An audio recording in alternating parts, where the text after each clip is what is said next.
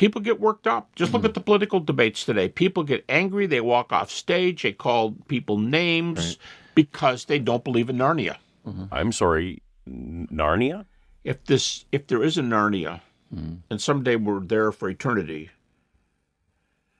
then there's a lot of stock in whether the resurrection happened or not. To be clear, you're not talking about the resurrection of Jesus? You're talking about the lion? Yeah, if it's relevant to some facts we've solved, I'd like you to tell me how else you can get out of this. Out of Narnia? I think you just walked past the lamppost and back into the wardrobe. I'm sorry, General. You're a stinking liar. You don't know what you're talking about. General? Well, you want me to believe in a crazy world.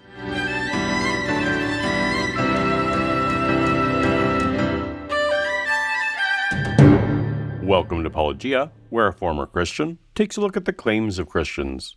One of the things that I've been looking forward to in 2024 is almost upon us, and that excitement prompted me to get another Gary Habermas video out there. If you've been following this channel, or the broader resurrection debate in general, you'll know that for seemingly time immemorial, Gary Habermas has been working on his 5,000-page, 8,000-page, who knows, resurrection tome he refers to as his magnum opus. Man, when I get done writing this,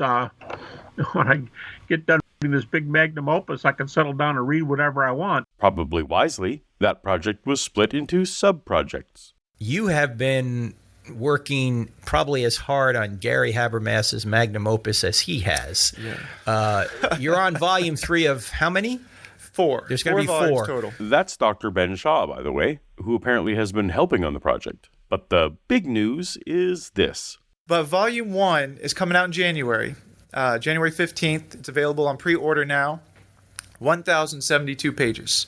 Huge. And it's just on the evidences. Historical method, the evidences, and it's full of all the multiple lines of evidence for each of his minimal facts and additional facts. And that's going to be just volume 1. That's right. As of this recording, we're just a few days away from volume 1 of something I wasn't sure would ever happen. As you can see, I pre-ordered mine months ago. It's $110 here in Canada, around $80 for those in the US. I'm very sad that there's no ebook, because this is precisely the kind of book I'm going to want to be able to search within. I know Amazon and the other sellers don't make it easy to do ebook pre-orders, so hopefully that format will also be available on the 15th. Either way, I'm sure this 1,000-page hardcover book will be impressive for me to hold up live on stream. If you watch for the whole video, you'll see why my hopes of the book are low. But before we get to that, we've really gathered today to listen to Gary talk about the alleged double standard of resurrection skeptics. One thing that I've observed is it seems to me that there's a more burdensome standard for evidence for the resurrection than there is for other historical things. Do you find that to be true? Sure. Yeah. Because they don't believe in Narnia.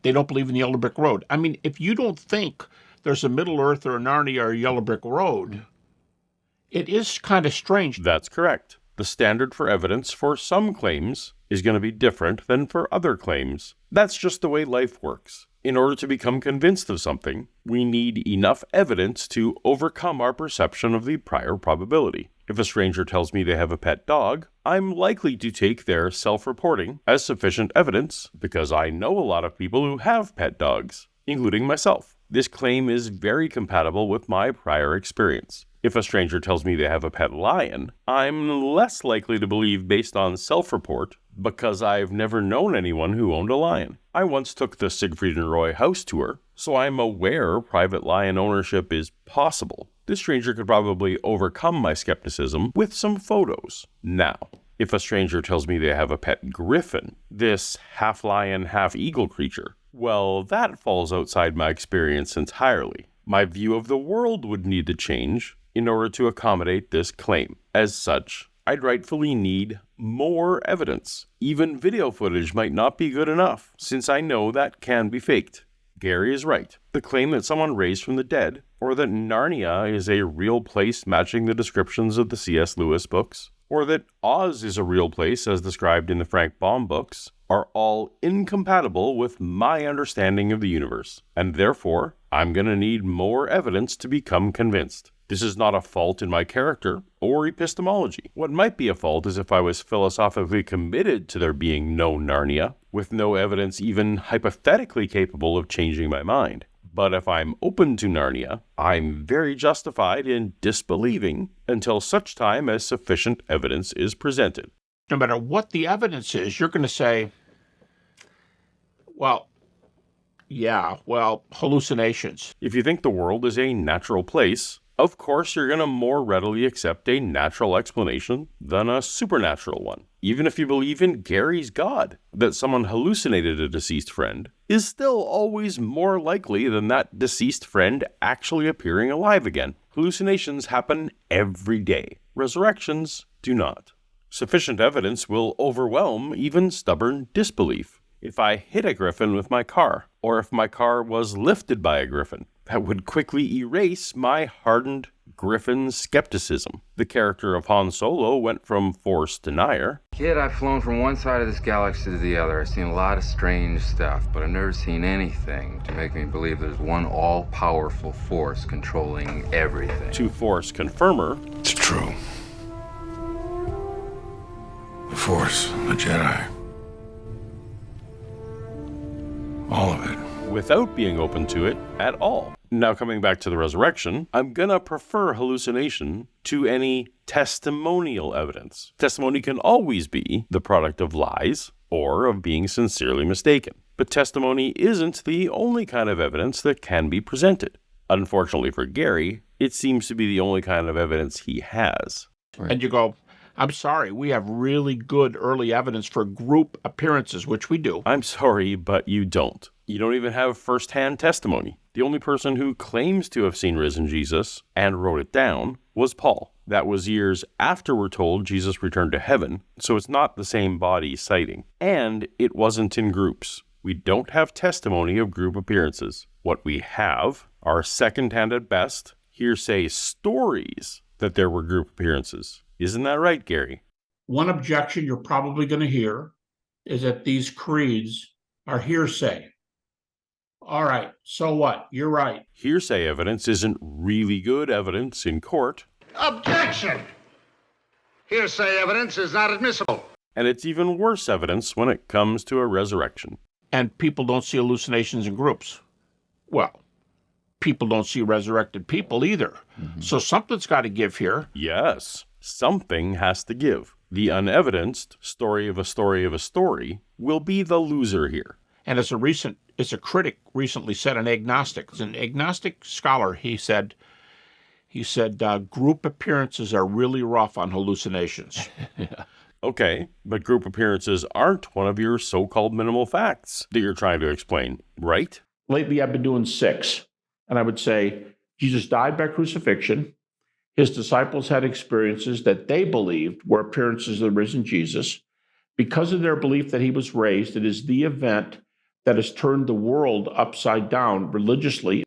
4, very important, it was proclaimed very early.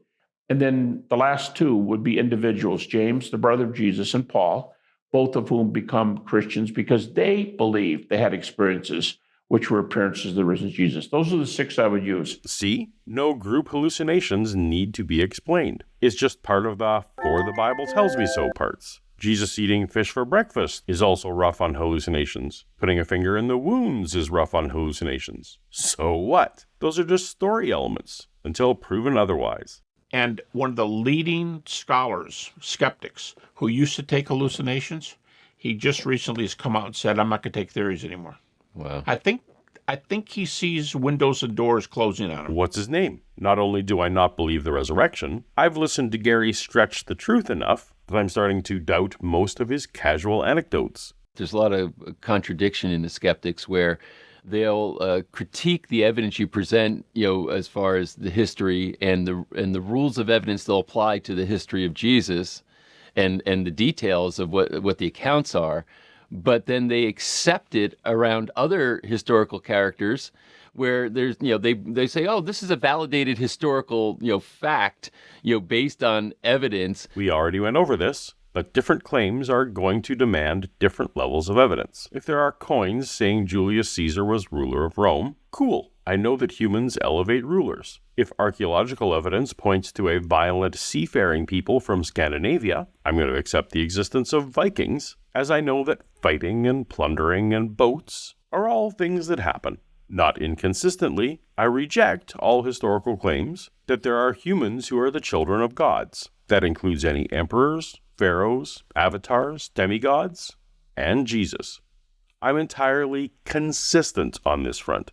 But when you present as compelling or as detailed evidence, from the point of Christ. Excellent. By compelling, are you referring to the category of testimonial evidence, by which you can get no closer than inadmissible hearsay? That's the compelling evidence you're talking about? So do you see that? So it's so All the time. It's two standards. yeah, two standards. Yeah, it's mine, and when we get too close to yours. That's Right. the two standards. I have a single standard. Like all real historians, we don't treat documents homogeneously. They're not either completely false or completely true. Each claim is evaluated separately, and the claims that are supernatural all need more substantive support before I'll believe them.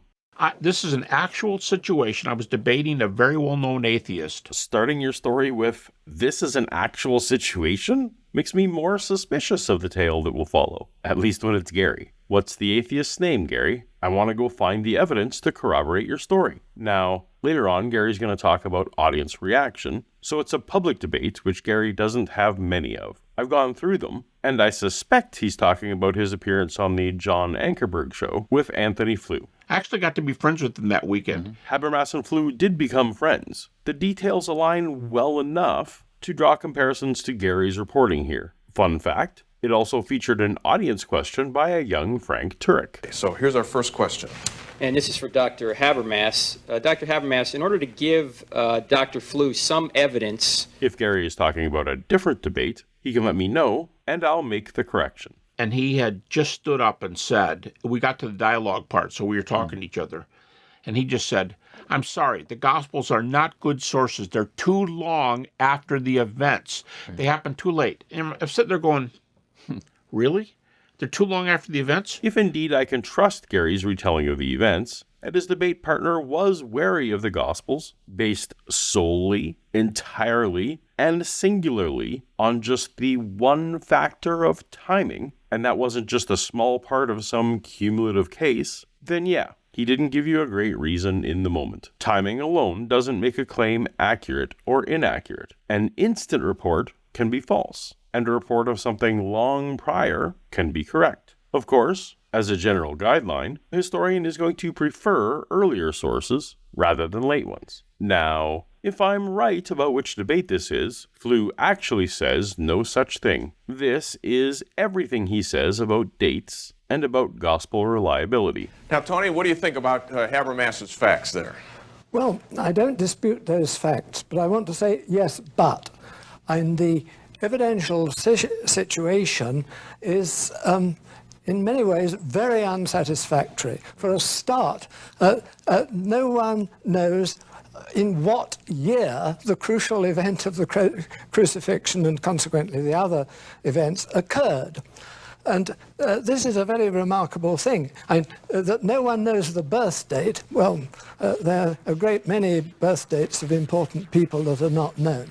The other thing, is all our evidence is based on documents written by believing Christians, none of whom was himself an eyewitness.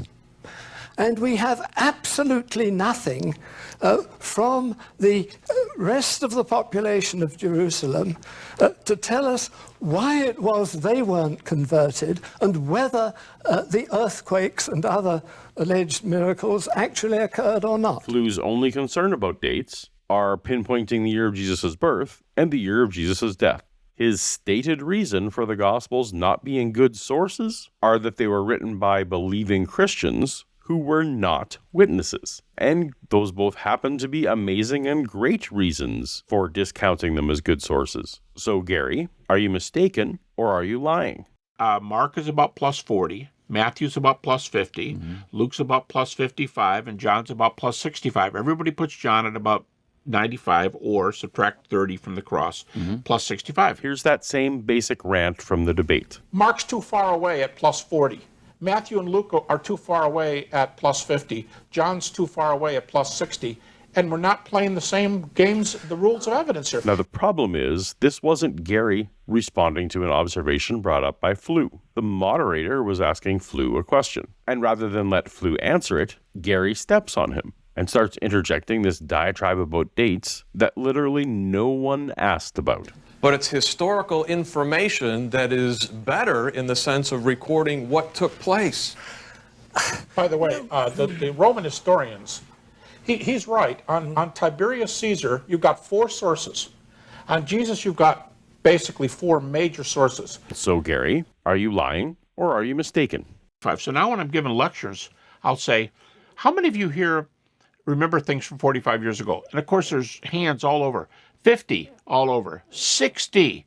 And a bunch of hands go up. And they'll say, how many of you are so sure of events that some things that happened, maybe like a marriage, your first child, 60 years ago, and you're sure you could pass a test that says this as clear as my mind as yesterday? Hands are going up. So that's not impossible, is it? No. It's hilarious that Gary brings this up right as he's in the middle of very much misremembering or misleading us about this debate from 2005, just 19 years ago. Yes, he's correct that a debate happened, but he's getting the details about his opponent wrong in a way that makes his position look better. This kind of memory warping happens even among the well-intentioned. So I asked the guy, I said, well, let me ask you a question. You're so sure the Gospels are lousy. Yes.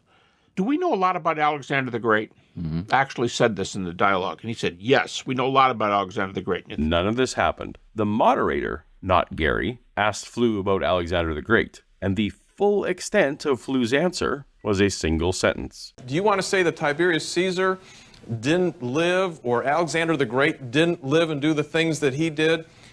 Because the data for Christ is actually better than Tiberius Caesar or for Alexander the Great.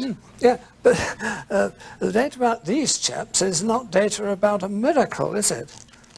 But it's historical information. This back and forth didn't happen. It's Gary's fantasy. In this conversation, Flew cares not at all about dating of the Gospels or dating about Alexander history. He's rightfully concerned only with whether the report is of a miracle or not. Gary wasn't hearing the actual objection back in 2005, and he's still just as oblivious and or obfuscating. None of our objections are about dates, Gary. His father's Philip of Macedon. It's probably the most unique link in history of the most brilliant military mind with Aristotle, who was his personal tutor. He conquers the whole world before he's hardly, he's still a young man. And these incredible stories about Alexander. When is the earliest? More conversation that didn't happen. Let's enter Gary's fantasy for a moment and answer his question. When is the earliest evidence about Alexander? We have the tomb of his father and artifacts therein that obviously go right back to Alexander's time. The city of Alexandria is well evidenced to be named after him. We have statues, coins, and artifacts, all of which go right back to his lifetime in 4th century BC. I don't mean an inscription in a rock. Alexander was here. Why not? Wouldn't you love to have Jesus was here inscriptions from during his lifetime to help you shore up the case that Jesus existed? Maybe some coins minted with his image or a monument built to him? I know those would be counter-narrative, but you'd absolutely count inscriptions if they existed. Okay, so you want documentary evidence. Well, we have fragments, excerpts, and citations from the 3rd century BC by Hieronymus of Cardia, Durus of Samos, Timaeus of Tauromenium, Phylarchus of Athens, and Necratus of Sicyon.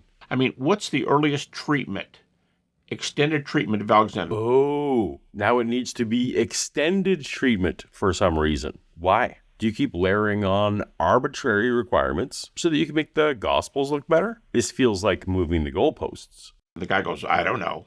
So, well, you should. When you're going to throw criticisms around like this, you should. Again, not what happened. Anthony sat quietly while Gary went on an unprovoked diatribe about dating historical memoirs. Flew made no such criticism whatsoever. This was a straw man by Gary. And when Gary was finally done talking, the moderator asked, I wonder why the rules aren't the same. Now, didn't Tony's old professor on ancient history, Sherwin White, tell you about all of that, Tony?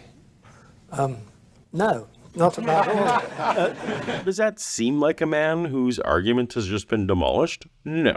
That's a man who is bored and wishes the conversation would stay on topic. Well, that's because the New Testament believes in propaganda. It's a world of demons and miracles and resurrections. Oh, maybe you do remember Gary. Yes, Anthony's actual objection, as is mine, is that your claims in question are supernatural in nature, and a supernatural claim cannot be sufficiently demonstrated through testimony alone. All testimony is subject to lies and honest mistakes, as demonstrated well by your testimony today. Oh, really?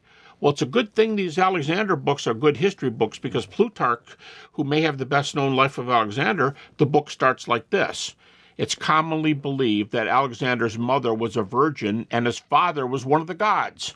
So it's sure a good thing these ancient historians didn't bring any religion into their writing. And, of course, by now the audience is laughing and they're going, I said, look, I'm not trying to embarrass you, I said to the guy. Let's check the tape and see when the audience was laughing. Was it after you mentioned supernatural claims appear in non-Christian biographies? And we're not playing the same games, the rules of evidence here. And by the way, you say, well, they don't record miracles, but they do. They do. In Suetonius's account of Tiberius Caesar, he ends his chapter on Tiberius Caesar by talking about these miraculous prophecies and portents of coming things. And nobody shrinks back and says, he must be a loser and the history can't be history. But we do that stuff with Jesus. Nope. No one's laughing yet. Where's the laughing? But we do that stuff with Jesus. I wonder why the rules aren't the same. Now, didn't Tony's old professor on ancient history, Sherwin White, tell you about all of that, Tony? No, not about all of it. The one thing he was... Oh. The audience laughed when your opponent made a joke, dismissive of your points. So, not exactly embarrassing for Anthony. Gary immediately went into an anecdote. True, and I just brought this up in the debate to Tony in 85, and I said, what do you say about Sherwin White? And I was surprised when he said, far be it from me to disagree with my old Oxford tutor. And I had no idea that he'd studied under him at Oxford. So. All right, another question. Gary laughed, but the audience didn't. I belabor this only to demonstrate that we can't trust Gary's eyewitness testimony to paint an accurate picture of whose side the crowd was on. And I said, I'm not trying to embarrass you. I'm just saying you're playing with two decks, and one of them, or two sets of dice, and one of them's loaded. I mean, you're not giving Christians a fair shot, and you're coming back with, well, they believed in the supernatural. Well, so did Alexander and everybody at that time. In fact, there's almost no Greco-Roman historians who don't incorporate the supernatural into their histories. Almost none. So play the game by the rules. Right. Who's playing this game, Gary? Are people saying that any document with a supernatural claim is thrown in the garbage as historically worthless? Not for Alexander, and not for Jesus. I take the Gospels claim by claim, just like I take Suetonius. I don't think Alexander was born of a virgin, and I don't think Jesus was born of a virgin. Where is my double standard exactly? And if I have good data, deal with my data, but don't sneer and tell me you hate the... You may hate what I stand for. You may hate my political party. You may hate my religion, my ethnic background, whatever. But treat me fairly and deal with my data. That's all I ask. Well, that got dark with some wild accusations. I'm right here dealing with your data. The only thing I have against you is that you tend to overplay your hand and present data imprecisely in order to make your position seem better than it really is to an audience who doesn't have enough background to know better. It's a matter of being intellectually honest, right? It is. And I'm wondering how much, is self-deception on their part, where they're even deceiving themselves sometimes. Based on today's discussion, who here is engaged in some self-deception? You can't say Christians are religious and nobody else is. Right. It's just keep your hate speech to yourself, if you want to say it in politically correct terms, but answer my data. All I do is answer your data. That's why I pre-ordered your book. Or maybe the book will finally convince me. Either way, works for me. I'm sure do better than I can on some certain things, but we're not talking about me and how prejudiced I am. Oh, my bad. We're talking about whether my data are right or wrong. Refute it or do something, But don't tell me you walk away from it because you hate it, because now it's your emotions that's guiding your history. I was an all-in, fully committed, happy Christian with no desire to change when I made the mistake of looking at your data, Gary. I didn't walk away from Christianity because I hated it. I loved it. The data was just too weak to affirm. I'd still go back now if I could become convinced by your data. Take your own advice. Stop ascribing motives to people and deal with the data. But how do you refute this? Let me line up some more data for you. So I introduce more data. And they'd probably resent the getting closer and closer and you knowing this field maybe a little better than they do. And sometimes they just walk away. Yeah. You definitely know this field better than I do, but I'm still here. I had one guy stop a dialogue and say, I'm not talking anymore. I believe that story. That sounds correct. I also find you frustrating, but not for the reasons you think. Because you're dealing with my life. You're telling me what my kids and I have to do. You're trying to prescribe for me what's good ethics and what's bad ethics and how I should vote on this amendment. Nope. All of that's fine. If your data is correct, then we can worry about all this other stuff. But we have to be ever so careful that we don't let our glasses prescribe the kind of universe that's there. I mean, maybe for you, if you wear rose-colored glasses, the yellow brick road might be the rose brick road. Right. I mean, we do really color the world we live in. Which brings us back around again to standards of evidence. If you're already convinced that there's a loving, all-powerful creator God who wants to save you, then you're going to be more credulous about miracle claims. Though I argue maybe you shouldn't be. And if I'm not yet pre-convinced of a supernatural realm, then your testimony evidence isn't going to cut it to change my mind. You're going to need something else. All right, well, the countdown is on to Gary's new book. Maybe this first 1,000 pages will change my mind, or maybe not. For more of me discussing the claims of Gary Habermas, tap on the playlist on screen now, and I'll see you over there. Until next time, later.